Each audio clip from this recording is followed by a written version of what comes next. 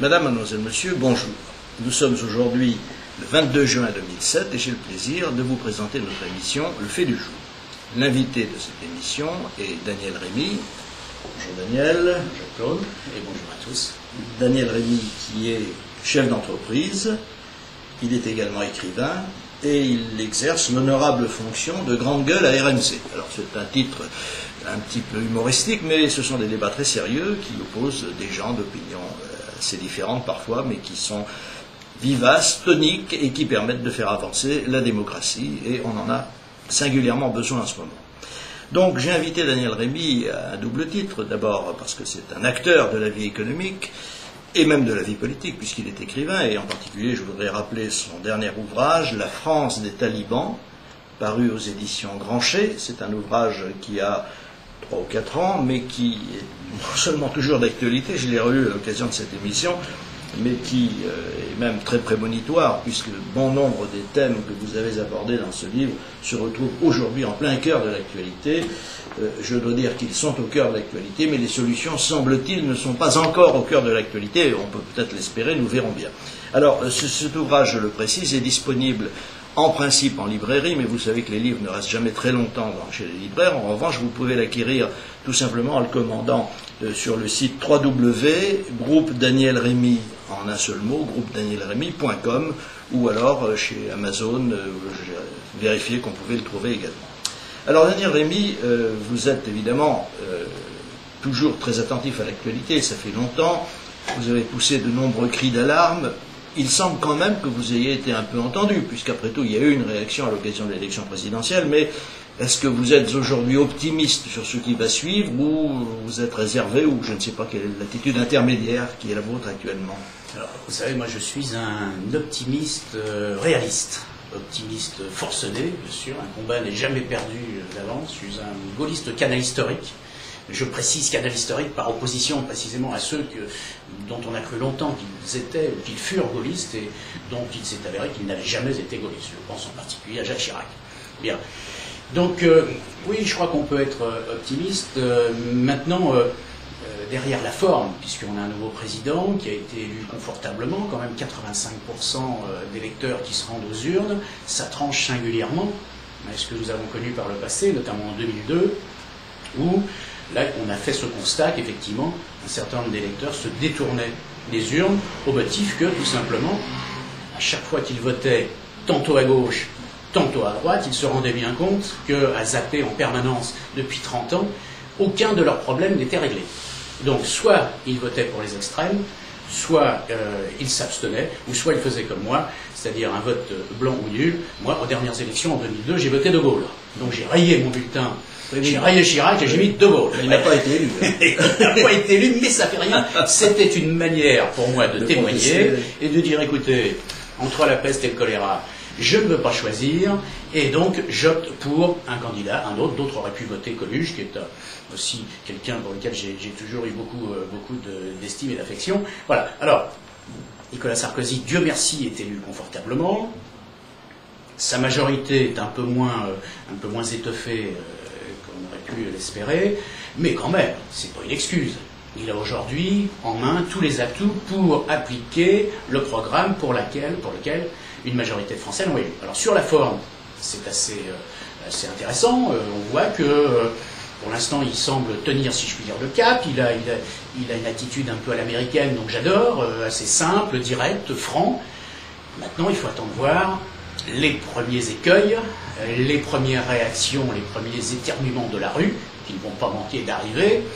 Et là, nous verrons bien si, derrière cette forme plutôt sympathique, sur le fond, Nicolas Sarkozy va résister à la pression des talibans, ceux que j'appelais les talibans dans mon livre. Alors précisément les talibans, pourquoi évidemment, tout le monde avait compris l'allusion aux talibans qui s'étaient emparés de l'Afghanistan, mais quelle relation entre les talibans de l'Afghanistan et ceux que vous appelez les talibans français? D'abord, qui sont-ils ces talibans? Alors, évidemment, l'allusion, vous l'avez bien compris, c'est il y avait en Afghanistan, il semble qu'il n'y ait pas qu'en Afghanistan où ces talibans tentent à reprendre, si je puis dire, le terrain, à réoccuper à nouveau le terrain. Donc il y avait une espèce de chape de plomb, de police religieuse, de police des mœurs, de police des idées.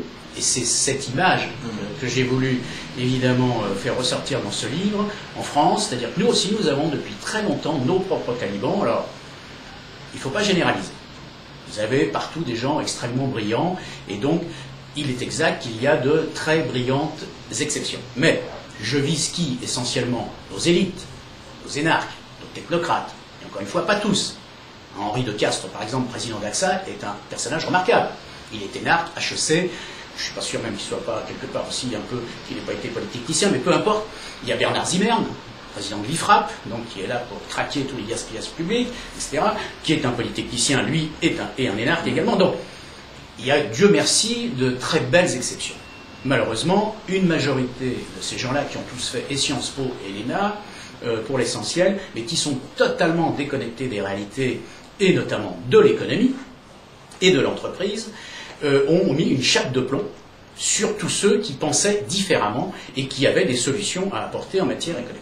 Et puis il y a, c'est une espèce d'entente tacite ou de collusion objective entre ces énarques, ces élites et ce qu'on appelle de manière extrêmement soft les partenaires sociaux, mais là encore il y a des syndicats qui sont modernes, qui sont prêts à faire évoluer les choses, je pense à la CFDT version Chérec d'aujourd'hui et d'autres.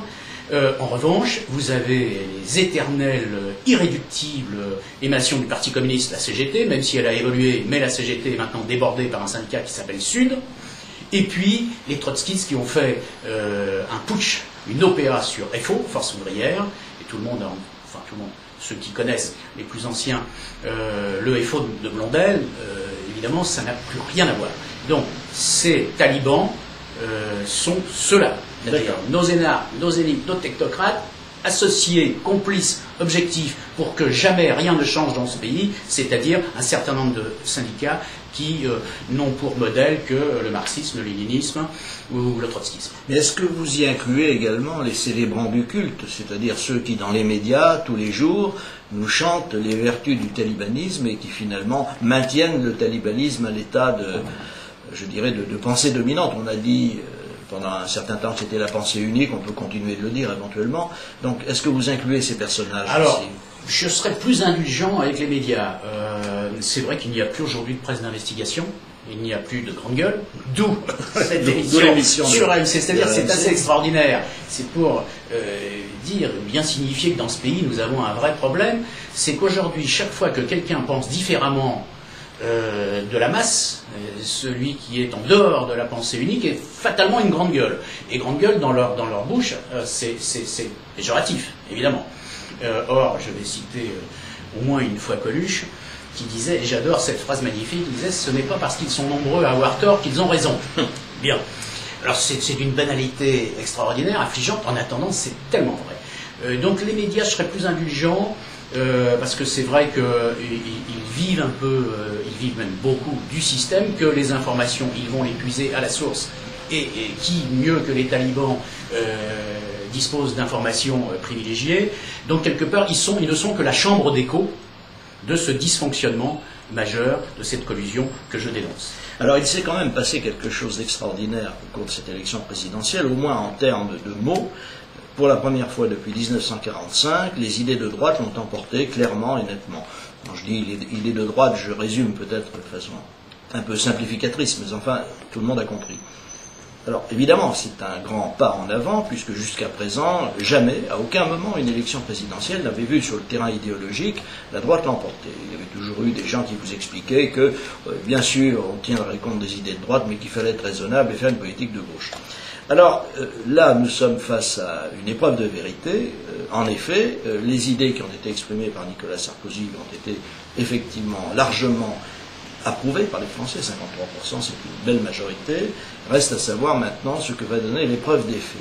Alors, de ce point de vue-là, je vous avoue que je suis un peu inquiet, et même plus qu'inquiet. Non pas que je soupçonne Nicolas Sarkozy de ne pas vouloir appliquer sa politique, il met apparemment beaucoup de volonté à le faire, mais je crois qu'il y avait une grande distorsion entre les idées qu'il a exprimées, qui étaient générales, mais bonne tenue, et les mesures qu'il a préconisées et qu'il est en train de mettre en œuvre. Personnellement, je considère qu'il s'agit là d'une stratégie tout à fait classique de la demande, d'augmenter les possibilités de la demande, et qu'il n'y a aucun effet sur l'offre. Alors on commence à entendre un tout petit peu parler de mesures ultérieures, mais est-ce qu'il ne sera pas trop tard? Alors j'aimerais savoir si, de votre point de vue, ce qui est engagé maintenant va, je pense, dans le bon sens, tout le monde va le penser, je suppose, en tout cas dans nos idées, mais est-ce que vous ne pensez pas qu'il faudrait quand même une inflexion dans ce domaine de l'offre qui est gravement atteint? Non, mais c'est tout le débat. Et très franchement, pour être très clair, j'ai trouvé les mesures de Nicolas Sarkozy dans son programme préélectoral extrêmement timorées. Un bouclier fiscal à 50% qui, à l'origine, n'incluait pas ni la CSG ni la CRDS, c'est grotesque. Un grand nombre de pays en Europe, pays modernes, et qui sont sortis, eux, depuis bien longtemps de la crise, sont à 30% maximum de bouclier fiscal. Bien, parce qu'on parle du poids de la fiscalité, mais on oublie de parler du poids des charges sociales, qui sont autrement plus conséquentes. Bien, donc je suis effectivement un peu inquiet. Quand on me parle, et on en a beaucoup parlé dans cet entre-deux tours de TVA sociale, moi j'aime beaucoup Jean Arthuis, qui est un ami, un camarade de promotion de l'IHLN, Institut de hautes études de la défense nationale, ancien ministre de l'économie et des finances, brillant, intelligent, il est l'inventeur quelque part, en tout cas l'un des co-inventeurs de cette idée. Bon, sans doute, il y a sûrement une part intéressante, compte tenu de l'état épouvantable de la dette publique et de nos finances, intéressante dans ce dossier. Sauf que je constate que c'est encore une fois une taxe supplémentaire. Bien. Alors, c'est vrai que nous ne sommes pas sortis de cette espèce, et encore, je crois, l'emprise des talibans là, est prégnante et permanente, dans la mesure où, quand on constate que dans les cabinets, même s'il y a une ouverture, au moins en termes d'image, en termes d'affichage vis-à-vis des médias, dans les cabinets des secrétaires d'État et des ministères, vous avez encore toujours pléthore de hauts fonctionnaires. Il n'y a même que ça, d'ailleurs. Et j'ai cité Coluche, je vais prendre quelqu'un de très différent, c'est Einstein, qui disait on ne règle pas les problèmes avec ceux qui les ont créés. Or, moi je ne vois pas comment, si on n'introduit pas davantage dans les cabinets ministériels, davantage de sociétés civiles, c'est-à-dire des gens qui sont en prise directe avec le terrain, avec l'économie, avec l'entreprise. Parce que qui, mieux qu'un entrepreneur, sait comment créer de l'emploi? À mon sens, personne. Quel meilleur professeur d'économie qu'un chef d'entreprise? Moi, je n'en connais pas. Parce qu'on peut faire de la théorie, mais moi qui étais enseignant il y a bien longtemps, et plutôt matheux de formation, j'ai très très vite compris qu'entre la théorie et la pratique, il y avait une immense fracture. C'est tellement vrai d'ailleurs que j'ai bien fait de quitter l'éducation nationale, puisque pour moi 2 et 2, ça ne fait jamais 4 dans la vie quotidienne. Donc Dieu merci, heureusement que je n'ai pas appris ça à mes élèves et qu'il fallait que je parte. Bien. Donc oui, j'avoue que je suis un peu inquiet, mais en même temps, nous sommes partis de tellement loin. Il y a un tel handicap à rattraper que je pense qu'il faut procéder par étapes. Ce que je ne voudrais pas, c'est qu'on passe un premier quinquennat à essayer d'arriver aux 50% bouclier fiscal, CSG et CRDS, peut-être, on l'espère, comprise, et puis qu'on repasse encore 5 ans pour descendre à 47,5%. Non. Moi, je rêvais d'une véritable rupture et d'une véritable fracture. C'était le débat de Nicolas Sarkozy au début. Et quand il a parlé de rupture tranquille, par la suite, sans doute, par les talibans conseillers qui sont auprès de lui, qui ont dit « Attention Nicolas, rupture, ça fait peur », je ne suis pas d'accord. L'immense majorité des Français attend une vraie rupture. Voilà. Et quand vous disiez, Claude, tout à l'heure, que la France, c'est la première fois que nous retrouvions avec une France de droite, je ne partage pas cette analyse. Pourquoi? Parce que quand je regarde les élections, les résultats, les législatives, les premiers tours, etc., depuis plus de 30 ans, la France est majoritairement à droite.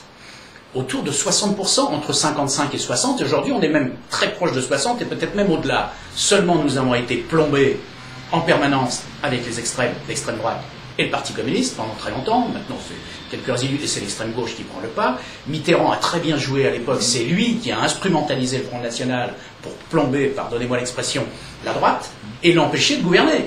Voilà. Mais depuis plus d'une bonne trentaine d'années, la France a toujours été majoritairement à droite. Oui, vous avez raison sur le plan électoral. Ce que je voulais dire simplement, c'est que sur le plan de l'expression des idées, les campagnes qui ont donné la victoire, en effet, à la droite très souvent, ne se faisaient jamais sur des thèmes véritablement de droite. C'est une victoire idéologique qu'a remporté Nicolas Sarkozy. Et de ce point de vue-là, je crois qu'il ne faut pas minimiser cet événement. Il est très important. Évidemment, s'il devait s'avérer par la suite que les faits n'étaient pas au rendez-vous, là, nous entrerions dans une phase tout à fait nouvelle.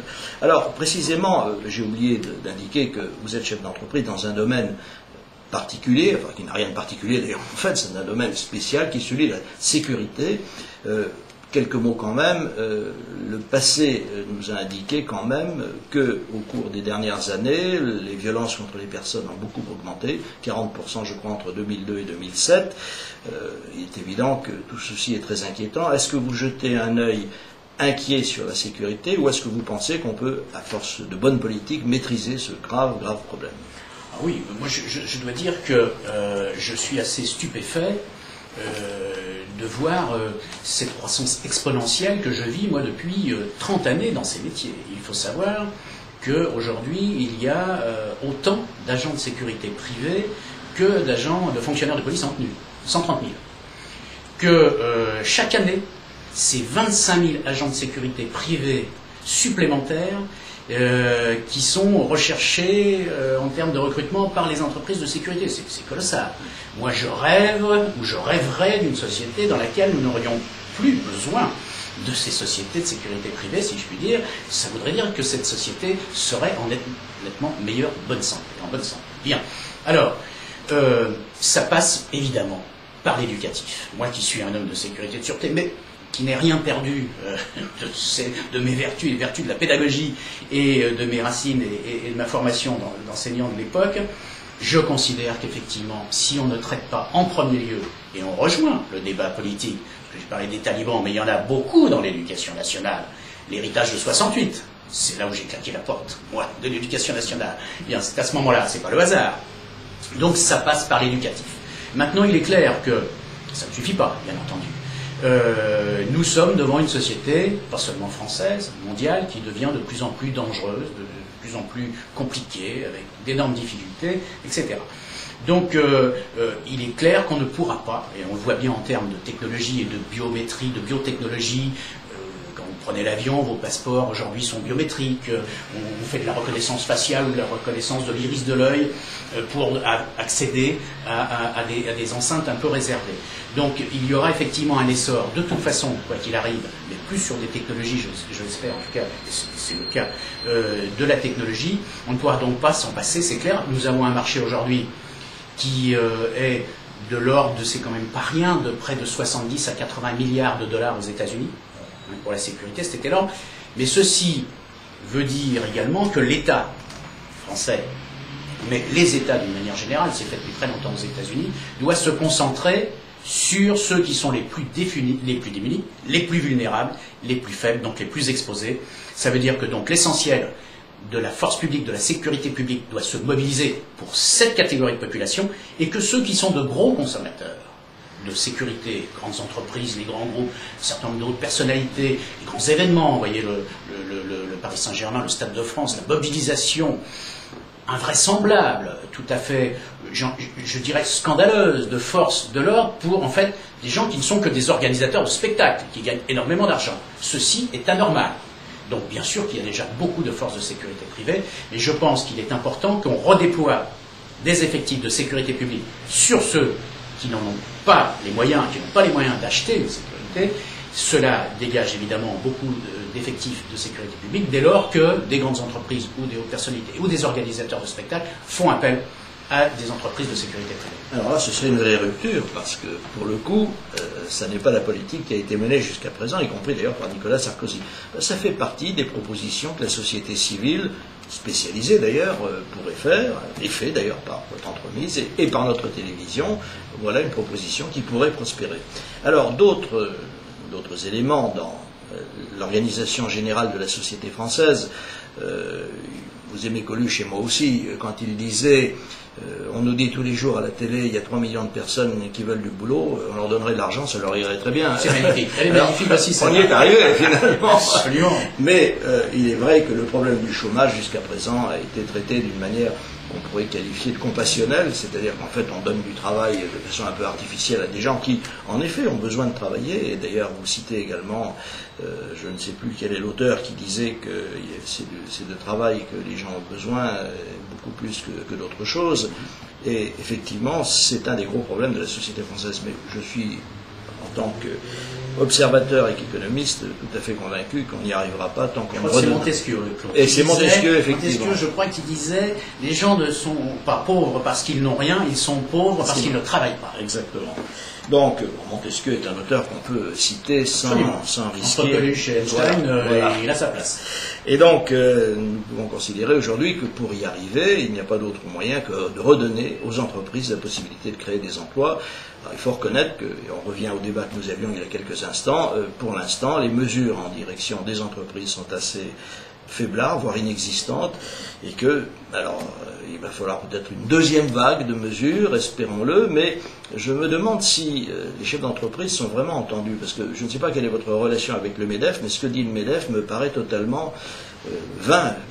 Ils n'ont pas vraiment de revendications. Sur la TVA, Madame Parisot, pardonnez-moi, s'est exprimé d'une manière tellement confuse, TVA sociale, que c'était incompréhensible. Bref, on se demande où est la représentativité et la vraie représentation des chefs d'entreprise. Je rappelle qu'ils sont quand même 2,5 millions en France, beaucoup plus qu'il n'y a de syndiqués. Et qui sont les créateurs d'emplois. Exactement. Les créatrices d'emplois, ces entreprises, ces petites PME. Alors comment les faire entendre? Alors, moi j'ai eu qu'un contact avec le MEDEF, je l'ai dit d'ailleurs à l'antenne des grandes gueules des RMC un jour, c'est lorsque le MEDEF, version Ernest Antoine Seyer, donc avait décidé de quitter le siège de l'avenue Pierre Ier de Serville pour un nouveau siège plus grand où il voulait faire l'acquisition d'un immeuble important.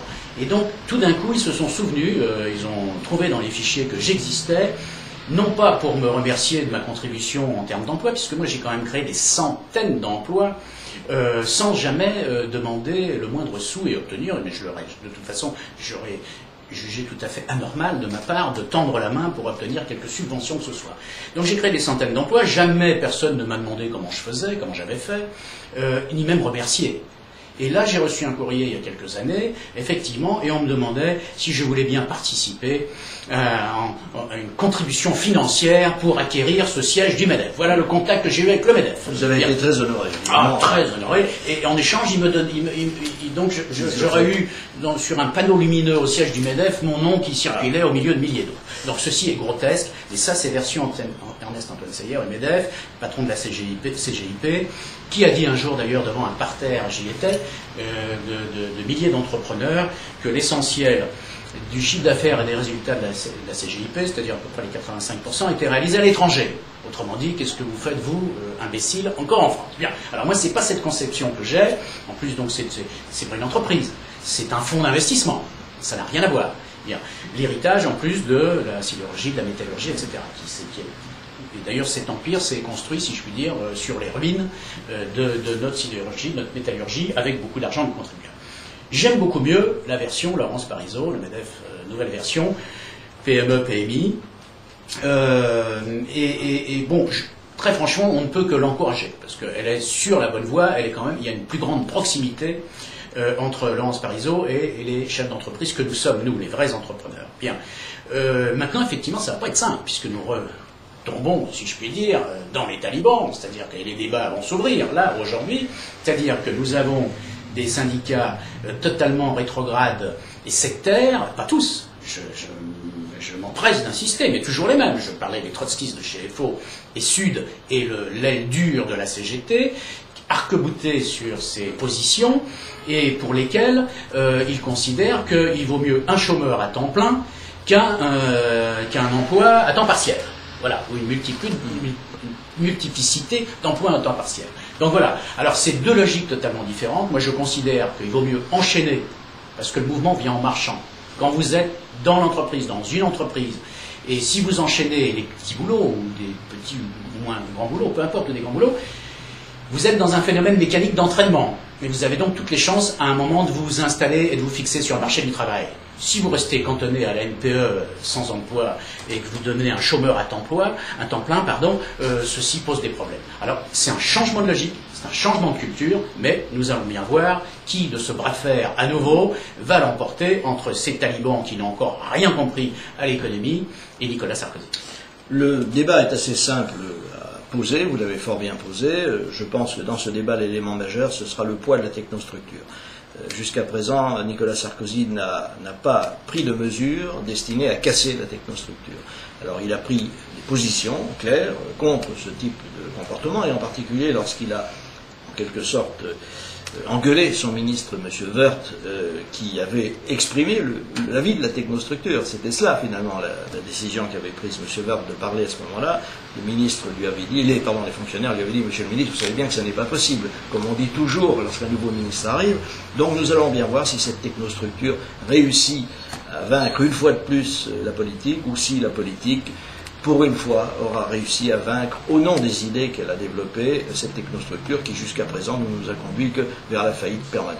Je rappelle l'ouvrage de Daniel Rémy, La France des talibans, un ouvrage qui a quelques années, mais qui n'a pas pris une ride, hélas, j'allais dire, au fond, s'il avait pris une ride, ça signifierait que les choses se sont arrangées. Il est publié aux éditions Grancher, mais on peut se le procurer sur le site www.groupedanielremy en un seul mot.com ou sur Amazon, où j'ai vérifié qu'il était toujours disponible. Vous pouvez également retrouver Daniel Rémy sur les grandes gueules de RMC, une fois par semaine ou deux fois par semaine, tous les jeudis, très bien. Donc tous les jeudis sur RMC, le matin, 11h, 13h. Et puis, naturellement, vous le retrouverez, je l'espère, assez régulièrement sur Eichmann TV, puisque Daniel Rémy est un ami de longue date, d'une part, et nous avons partagé beaucoup de combats ensemble, et je me suis toujours réjoui de pouvoir l'inviter, à la fois pour la clarté de ses idées et pour son franc-parler. Madame, mademoiselle, monsieur, merci de nous avoir écoutés. Je vous donne rendez-vous très prochainement pour une émission Le Fait du Jour. Et en attendant, je vous souhaite de garder tous bon courage, soyez heureux, portez-vous bien et vive la France.